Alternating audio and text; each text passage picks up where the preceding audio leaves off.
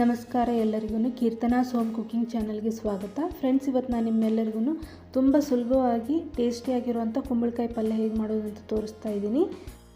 ಕುಂಬಳಕಾಯಿಯಲ್ಲಿ vitamins, minerals, ಆ್ಯಂಟಿ accidents ಇರುತ್ತೆ ಮತ್ತು low calorie ಇರೋದ್ರಿಂದ ವೆಯ್ಟ್ ಲಾಸ್ ಮಾಡೋರಿಗೂ ಕೂಡ ತುಂಬ ಹೆಲ್ಪ್ ಆಗುತ್ತೆ. ಇವಾಗ ಹೇಗೆ ಮಾಡೋದು ಅಂತ ನೋಡೋಣ.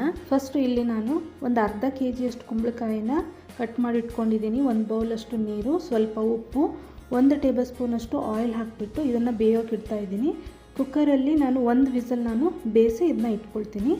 ನೆಕ್ಸ್ಟ್ ಇವಾಗ ಪಲ್ಯ ಮಾಡೋದು. 1-2 ಟೇಬಲ್ ಸ್ಪೂನಷ್ಟು ಆಯಿಲ್ ಹಾಕ್ತಾಯಿದ್ದೀನಿ. ಒಂದು ಸ್ವಲ್ಪ ತುಪ್ಪ, ಇದು ಆಪ್ಷನಲ್ ಇರುತ್ತೆ. ಒಂದು ಅರ್ಧ ಟೇಬಲ್ ಸ್ಪೂನಷ್ಟು ಸಾಸಿವೆ, ಅರ್ಧ ಟೇಬಲ್ ಸ್ಪೂನಷ್ಟು ಜೀರಿಗೆ ಹಾಕ್ತಾಯಿದ್ದೀನಿ. ಅದಾದಮೇಲೆ ಸ್ವಲ್ಪ ಕರಿಬೇವು, ಹಾಗೆ 1 ಈರುಳ್ಳಿನ ಉದ್ದ ಕಟ್ ಮಾಡಿ ಇಟ್ಕೊಂಡಿರೋದು ಹಾಕ್ತಾಯಿದ್ದೀನಿ.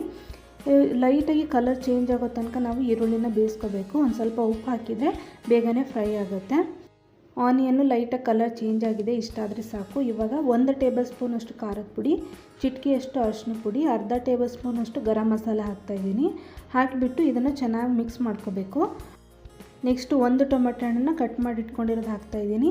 ಹಾಕಿಬಿಟ್ಟು ಚೆನ್ನಾಗಿ ಇದನ್ನ ಮಿಕ್ಸ್ ಮಾಡಿಕೊಂಡ್ರೆ ಮಸಾಲೆ ಎಲ್ಲ ಇವಾಗ ರೆಡಿ ಆಗಿದೆ. ನೆಕ್ಸ್ಟ್ ಇದಕ್ಕೆ ನಾನು ಕುಕ್ಕರಲ್ಲಿ ಬೇಯಿಸಿಟ್ಕೊಂಡಿರೋವಂಥ ಕುಂಬಳಕಾಯಿನ ನೀರಿನ ಜೊತೆಗೆ ಹಾಕ್ತಾಯಿದ್ದೀನಿ. ಇಲ್ಲಿ ನಿಮಗೆ ಎಷ್ಟು ಕನ್ಸಿಸ್ಟೆನ್ಸಿ ಬೇಕೋ ಅಷ್ಟನ್ನು ನೀವು ನೀರು ಹಾಕ್ಕೋಬೋದು.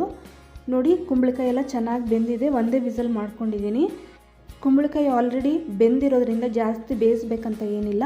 ಮಸಾಲೆ ಎಲ್ಲ ಹತ್ತಲಿ ಅಂತ ಒಂದು 3-4 ನಿಮಿಷ ನಾವು ಮೀಡಿಯಮ್ ಫ್ಲೇಮಲ್ಲಿ ಇಟ್ಬಿಟ್ಟು ಬೇಯಿಸ್ಕೊಂಡ್ರೆ ಸಾಕು.